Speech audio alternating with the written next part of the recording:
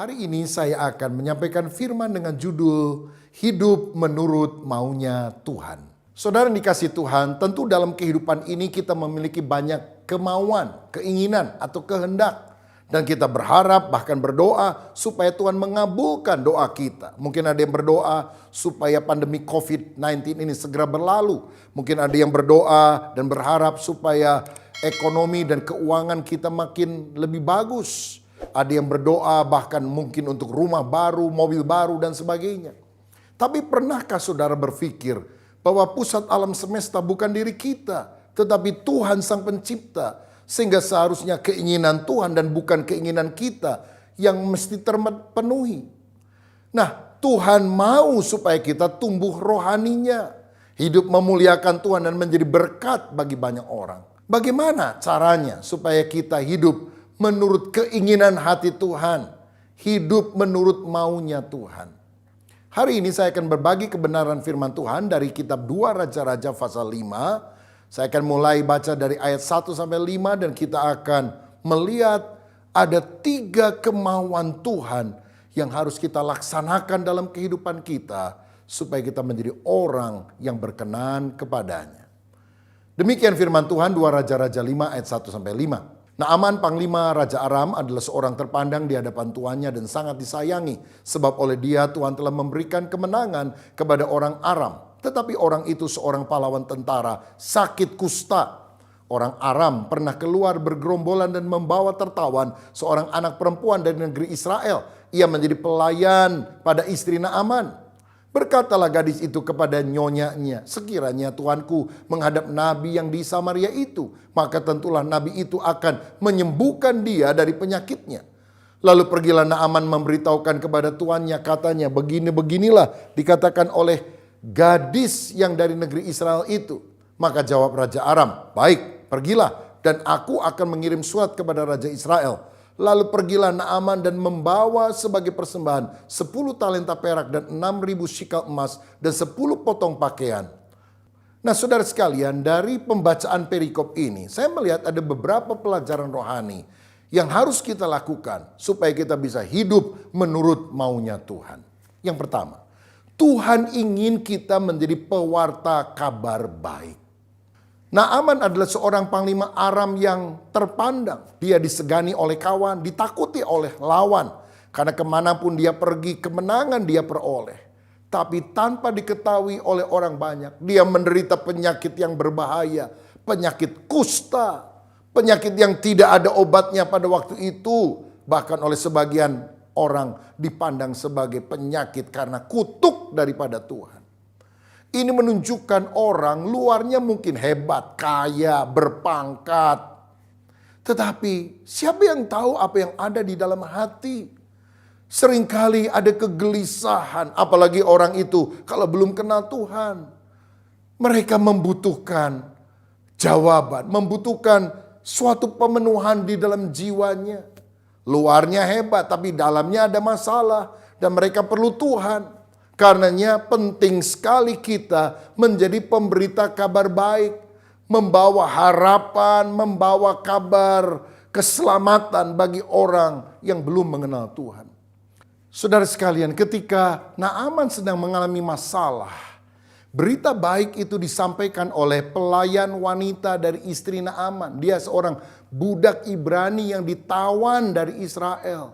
Tetapi dia memiliki sebuah berita yang sangat berharga, yang akhirnya Naaman bahkan Raja Aram mendengar dan menyetujui usulan seorang budak perempuan. Kalau engkau pergi dan ketemu dengan Nabi Elisa yang di Samaria itu, Tuhan bisa menyembuhkan penyakitmu.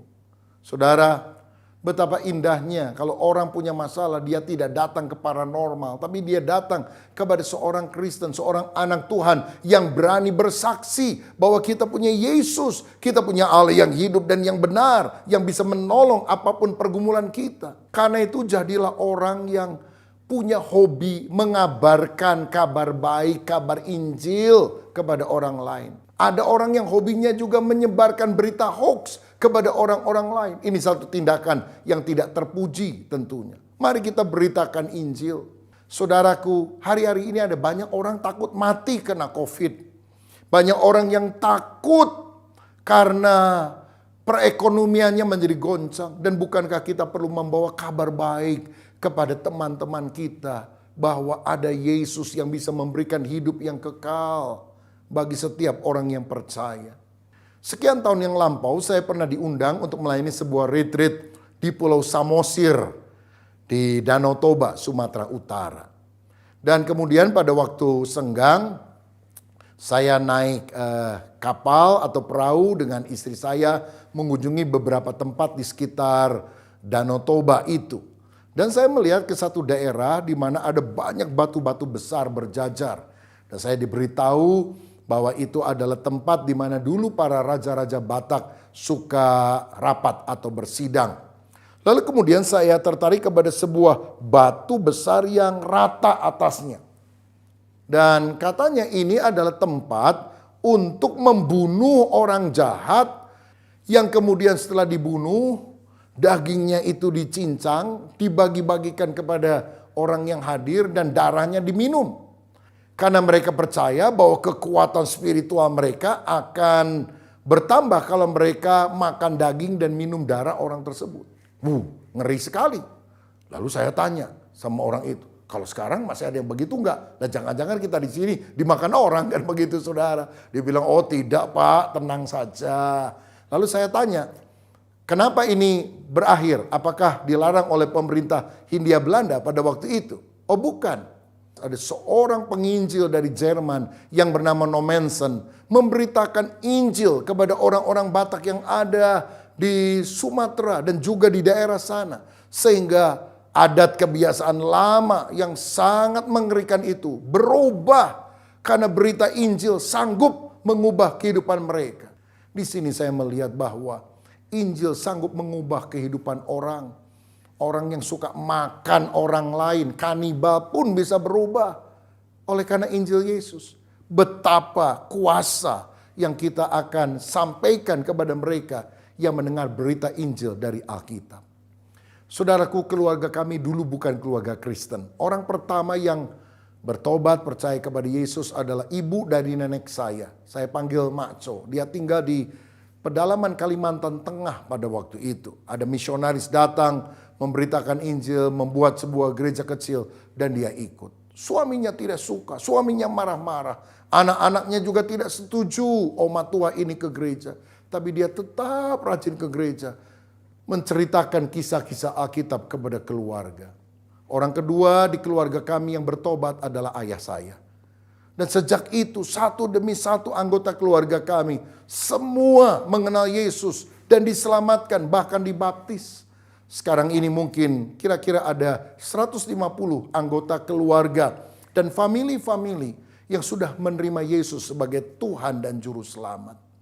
Tetapi kami tidak bisa berbangga hati karena yang Tuhan pakai untuk menyelamatkan keluarga kami adalah seorang nenek tua sederhana yang buta huruf. Di makamnya ada batu nisan yang kami tulis begini, nenek yang kekasih pelopor iman Kristen dalam keluarga kami.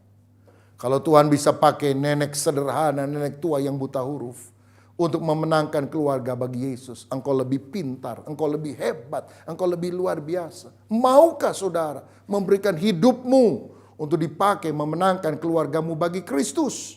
Bahkan memenangkan teman-temanmu bagi Dia. Inilah maunya Tuhan supaya saudara pada masa ini menjadi pewarta kabar baik. Yang kedua, Tuhan ingin kita memiliki sikap yang tepat untuk menerima berkat. 2 Raja-Raja pasal 5 ayat 9-14 berkata demikian.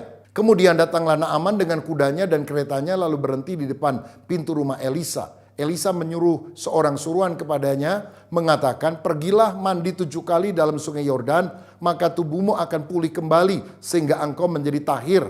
Tetapi pergilah Naaman dengan gusar sambil berkata, aku sangka bahwa setidak-tidaknya ia datang keluar dan berdiri memanggil nama Tuhan Allahnya. Lalu menggerak-gerakkan tangannya di atas tempat penyakit itu dan dengan demikian menyembuhkan penyakit kustaku.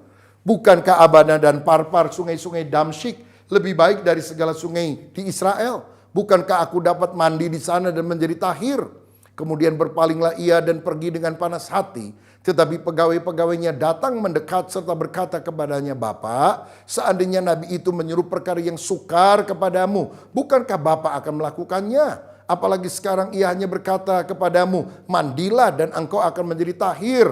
Maka turunlah ia membenamkan dirinya 7 kali dalam sungai Yordan sesuai dengan perkataan abdi Allah itu. Lalu pulihlah tubuhnya kembali seperti tubuh seorang anak dan ia menjadi tahir. Alkitab mencatat, Naaman pergi ke Israel untuk menemukan kesembuhan. Dan ketika dia tiba di depan rumah Elisa, Elisa ternyata tidak mau menjumpai dia. Hanya menyuruh seorang bujangnya dan berkata, "Pergi aja ke sungai Yordan, nyelam 7 kali, nanti kamu akan sembuh." Marahlah Naaman, karena ini kan jenderal, saudara. Tamu bukan cuma dari luar kota, dari luar negeri. Kan mestinya ada sopan santun dong. Nabi menyambut dia kasih minum ajak ngobrol Apakah Elisa itu tidak sopan? Saya yakin Elisa seorang yang sopan. Tapi sebetulnya dia sedang dipakai Tuhan untuk menguji Naaman. Sebab kalau Naaman lulus dalam ujian ini, baru dia terima mujizat. Ujiannya ada 2. Yang pertama ujian kerendahan hati. Saudara, ketika dia tidak disambut oleh Nabi, dia menjadi marah. Karena dia merasa mungkin dia diremehkan. Dan di ayat 11 tadi dia bilang, mestinya Nabi itu keluar dari rumahnya nyambut saya. Gerak-gerakan tangannya di atas tubuh saya yang sakit kusta, lalu penyakit saya sembuh. Oh, ini memang orang gede, jenderal, minta tolong aja masih mau ngatur Tuhan. Caranya mesti gini gitu. Saudara tahu? Orang yang sombong akan kehilangan berkat. Tapi orang yang rendah hati dialah yang akan mendapat mujizat. Dalam Markus pasal 7, Yesus pernah ketemu dengan seorang wanita Sirofenisia yang dengan rendah hati minta tolong supaya Tuhan menyembuhkan anaknya yang sakit. Yesus menguji dia dengan kalimat apa? Tidak pantas memberikan roti jatah untuk anak-anak dan diberikan kepada anjing. Maksudnya kalau orang Yahudi itu seperti anak Tuhan, tapi orang non-Yahudi seperti anjing. Sebetulnya inilah pandangan orang Yahudi kepada orang non-Yahudi. Yesus hanya ngomong dari apa yang merupakan pemikiran orang banyak. Tapi wanita Sirofenisia itu bilang, "Nggak apa-apa deh Tuhan, aku disebut anjing. Anjing juga suka makan remah-remah roti yang dijatuhkan dari meja oleh anak-anak itu." Wah, langsung Yesus bilang, luar biasa ini orang. Dia rendah hati. Yesus tentu tidak merendahkan orang dan menganggapnya seperti anjing. Tapi Yesus menguji hatinya. Langsung dia bilang, "Pulanglah, anakmu sembuh." Dan mujizat terjadi. Yakobus 4 ayat 6 berkata, Allah menentang orang yang congkak tapi mengasihani orang yang rendah hati. Ini hampir saja Naaman tidak terima mujizat. Karena di ayat 12 tadi dia bilang, bukankah Abana dan Parpar, sungai yang ada di Damsyik, di negaranya, jauh lebih bersih daripada sungai Yordan. Sungai Yordan banyak pisang gorengnya. Ngapain saya mandi di sini? Orang gak mau kalah dan ngomong sembarangan. Dan hampir saja Naaman itu tidak disembuhkan karena tinggi hati yang dia miliki. Panas, sombong, marah. Tapi untung di ayat 13 dia punya orang-orangnya yang meredakan kegeraman. Yang bilang, udahlah Tuhan, kan cuma disuruh nyelam aja. Kalau diminta yang lebih susah misalnya, coba kamu akan sembuh kalau kamu sudah berhasil menyikat giginya singa. Kan mesti dijalanin juga. Itu lebih berat, nanti dimakan singa, ini cuma nyelam apa susahnya. Akhirnya Naaman taat, saudara. Oh, penting sekali kita punya teman yang bukan mengompori kalau lagi kita marah. Jangan bergaul dengan para provokator, tetapi menjadi orang yang memotivasi kita untuk melakukan hal yang baik. Kalau teman kita lagi panas seperti ada api, jangan disiram pakai bensin, siram pakai air supaya lebih sejuk. Saudara, kalau kita rendah hati, Tuhan akan memberkati. Dan ujian yang kedua adalah ujian ketaatan. Ayat 14, ketika mendengar masukan daripada pegawainya, Naaman menyelamkan diri 7 kali. Dan waktu dia keluar, sembuh menerima mujizat Tuhan. Saudara, berkat datang melalui kerendahan hati dan ketaatan. Kenapa dia menyelam 7 kali? Ada yang bilang, oh 7 itu angka sempurna. Jadi kita harus taat sama Tuhan secara sempurna. Oh boleh, bagus juga penafsiran itu. Tapi menurut saya simpelnya begini. Nah Aman mandi 7 kali karena memang dia disuruh Tuhan nyelam 7 kali. Kalau Tuhan bilang 3 kali, ya sembuh 3 kali. Kalau harus nyelam 10 kali dan dia taat, dia akan sembuh juga kalau 10 kali. Yang penting apapun yang Tuhan ngomong kita taat. Itulah iman. Iman artinya mengaminkan firman. Apapun yang Tuhan ngomong, ya Tuhan aku mau nurut. Seperti Simon Petrus yang menangkap ikan dan gagal sepanjang malam. Tapi ketika Yesus meminjam perahunya dan kemudian dia berkata, tolakkan perahumu ke tempat yang dalam, tebarkan jalamu untuk menangkap ikan. Tuhan saya udah coba semalam, tapi oke lah, karena Engkau yang menyuruh aku akan taat juga. Dan ketika dia taat, dia menangkap ikan dalam jumlah yang sangat besar. Ketaatan mengandung berkat, ketidaktaatan mengundang kutuk di dalam kehidupan kita. Maukah kita belajar taat? Saya ingat satu kali ada seorang anak yang ngomong gini sama papanya. Papa, saya kan sudah besar, bisa nyetir mobil sendiri. Belikan mobil saya dong, Papa. Papanya bilang, oke, Papa berikan mobil dengan catatan. Kamu cukur dulu rambutmu yang gondrong itu. Anak itu bukannya pergi ke tukang cukur, dia masuk ke kamar, dia bawa Alkitab yang tebal. Dia bilang, Papa saya baca di dalam Alkitab. Ada orang yang rambutnya gondrong dan justru diurapi Tuhan, namanya Simson. Dan Papa lihat ada kalender di tembok rumah kita, gambar Tuhan Yesus sedang berdoa. Tuh lihat, rambutnya juga panjang kan? Jadi rasanya nggak ada kaitannya antara rambut gondrong dan nyetir mobil. Papanya kaget juga karena anaknya main ayat. Tapi papanya penuh hikmat, dia bilang, hebat juga ya teladan kamu tokoh-tokoh Alkitab seperti Simson, Yesus. Bagus. Dan papa juga baca Alkitab. Dan papa lihat Simson pergi kemana-mana jalan kaki. Yesus juga sama, paling-paling naik keledai. Jadi karena kamu gak mau cukur rambut kamu, malah mengikuti teladan Simson dan Yesus. Jalan kaki aja, gak usah naik mobil, saudara. Nah akhirnya anaknya tidak dapat apa-apa. Karena apa? Tidak taat. Saudara sekalian, ingatlah ini. Ketaatan mengandung berkat. Ketidaktaatan mengundang kutuk di dalam kehidupan kita. Orang Israel harus berjalan 40 tahun menuju tanah perjanjian, yaitu Kanaan. Padahal kalau mereka taat, 4 minggu saja mungkin mereka sudah sampai di sana. Betapa ketidaktaatan memperlambat proses pembentukan Allah dalam kehidupan kita. Tetapi semakin kita cepat taat kepada Tuhan, maka percepatan ilahi itu juga akan dilakukan bagi kita semuanya. Saudaraku, teladan utama kita soal ketaatan tentu adalah Tuhan Yesus. Dalam Filipi 2 ayat 8-10 di sana dicatat ketika Yesus dalam rupa manusia, dia merendahkan diri, bahkan taat sampai mati di kayu salib. Itu sebabnya Allah sangat meninggikan dia dan mengaruniakan kepadanya nama di atas segala nama. Dan oleh nama Yesus setiap lutut akan bertelut, semua lidah akan mengaku bahwa Yesus adalah Tuhan. Di Getsemani dia berdoa, Bapa kalau mungkin cawan ini lalu daripadaku, tapi bukan kehendakku, melainkan kehendakmu yang jadi. Karena Yesus taat, kita semua bisa selamat. Oh, kalau Yesus tidak taat, binasa kita semuanya. Terima kasih Tuhan untuk ketaatanmu kepada kehendak Bapa, sehingga kami juga anak-anakmu perlu belajar taat kepadamu. Jadi kalau hari ini firman Tuhan mengingatkan saudara untuk bertobat, jangan tunda besok. Hari ini bertobat. Kalau saudara diingatkan Tuhan untuk segera dibaptis, kesempatan pertama saudara bisa dibaptis, jangan tunda lagi. Saudara harus memberi diri dibaptis. Kalau saudara diingatkan Tuhan untuk mengampuni orang yang bersalah, jangan berdalih bikin alasan, taat saja. Ampuni orang yang bersalah, minta maaf, berkati mereka. Kalau saudara digerakkan untuk menolong seseorang atau mendukung pekerjaan Tuhan di masa pandemi ini, taati saja. Jangan bilang, aduh nanti saya khawatir uangnya tidak cukup. Ketaatan akan membawa berkat Allah di dalam kehidupan.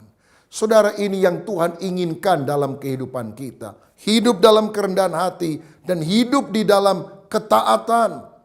Saya yakin kalau kita melakukan hal tersebut, maka segala kusta rohani dalam hidup kita, perkara-perkara yang tidak beres, itu akan dipulihkan, disembuhkan oleh Tuhan. Dan nama Tuhan akan dipermuliakan. Karena kita dikenal sebagai orang yang rendah hati dan taat. Sama seperti Yesus Kristus juga. Puji Tuhan. Saudara, yang ketiga, Tuhan ingin agar kita mengutamakan perkara rohani lebih daripada materi. Dalam 2 Raja-Raja 5 ayat 15 dan 16 dikatakan, kemudian kembalilah ia dengan seluruh pasukannya kepada abdi Allah itu. Setelah sampai, tampillah ia ke depan Elisa dan berkata, sekarang aku tahu bahwa di seluruh bumi tidak ada Allah kecuali di Israel. Karena itu terimalah kiranya suatu pemberian dari hambamu ini. Tetapi Elisa menjawab, demi Tuhan yang hidup, yang di hadapannya aku menjadi pelayan, sesungguhnya aku tidak akan menerima apa-apa. Dan walaupun Naaman mendesaknya supaya menerima sesuatu, ia tetap menolak. Saudara, Naaman sembuh. Lalu dengan rasa syukur, dengan sangat gembira dia memberikan persembahan harta yang sudah dia bawa dari Aram kepada Elisa. Elisa menolak. Loh, sebetulnya kalau diterima boleh atau tidak? Boleh kan saudara? Ini kan bukan sogok, bukan suap. Ini kan rasa syukur. Tetapi kenapa Tuhan menyuruh Elisa menolak persembahan itu? Karena rupanya Naaman datang dengan konsep pikiran segala sesuatu bisa dibeli dengan uang.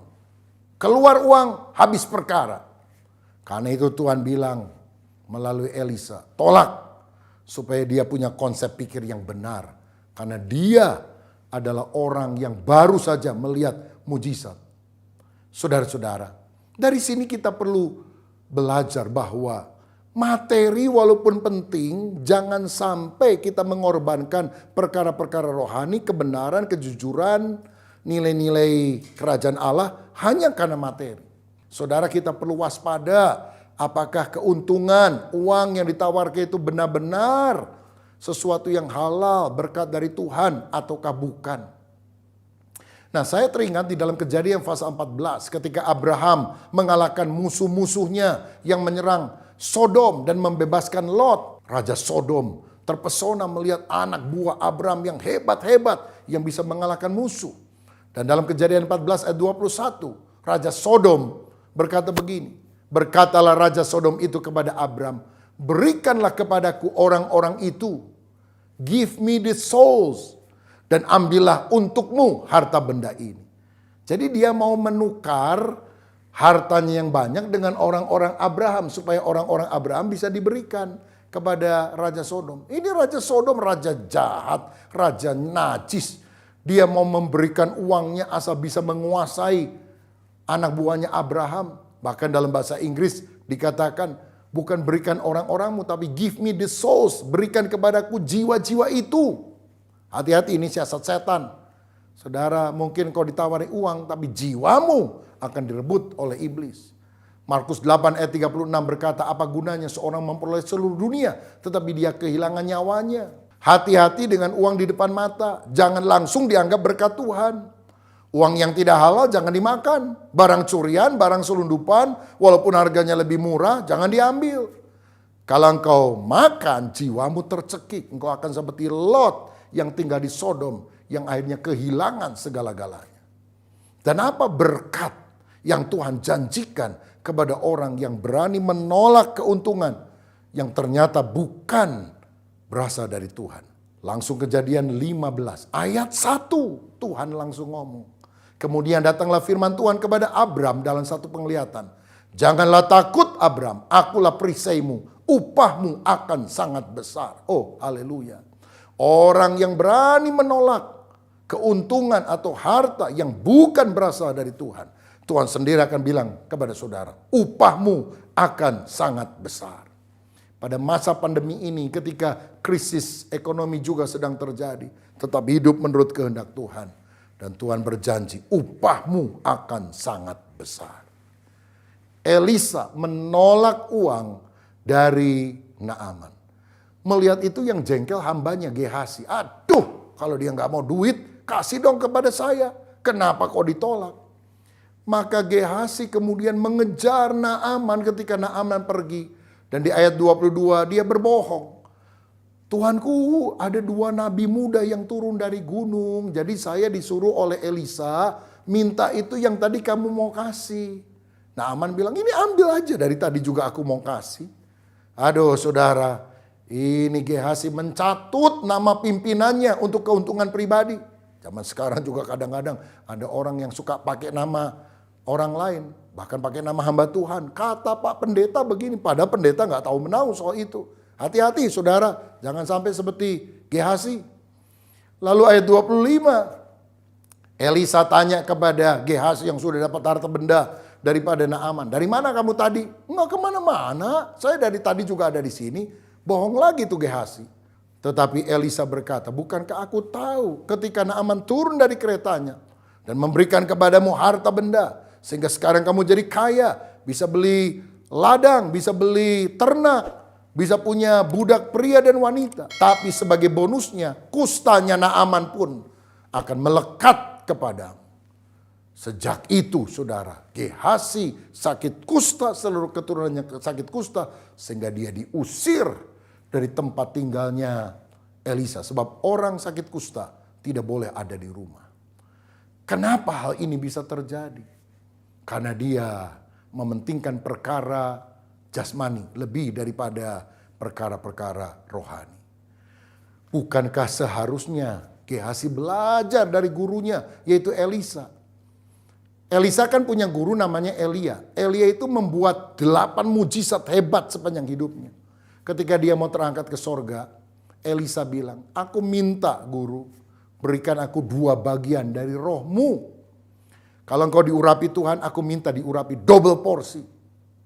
Dan karena kerinduan yang sungguh-sungguh untuk menerima impartasi dari Bapa rohaninya, maka Tuhan mengabulkan. Elisa tercatat membuat 16 kali mujizat yang dicatat di dalam Alkitab. Nah mestinya Gehazi juga rindu perkara rohani. Apa yang seharusnya dia minta? Bukan minta harta milik Naaman. Tapi mestinya dia berkata, Elisa, aku lihat engkau dipakai Tuhan luar biasa, banyak mujizat. Tuhan aku mohon, urapi aku dengan pengurapan double porsi seperti yang kau sudah berikan kepada Elisa. Maka 8 mujizat Elia, 16 mujizat Elisa akan menjadi 32 kali mujizat yang dilakukan Gehazi. Dan Gehazi menjadi nabi terhebat dalam perjanjian lama. Sayang sekali itu tidak terjadi. Karena pengejarannya adalah perkara materi. Maukah hari ini kita berkata, aku mau hidup seperti maunya Tuhan. Pertama, aku mau menjadi pembawa kabar baik. Memberitakan Injil kepada orang di sekitarku. Kedua, aku ingin memiliki sikap yang tepat untuk memperoleh berkat. Yaitu kerendahan hati dan ketaatan. Dan yang ketiga, aku ingin mengutamakan perkara rohani lebih daripada perkara jasmani. Salam sehati, Tuhan Yesus memberkati.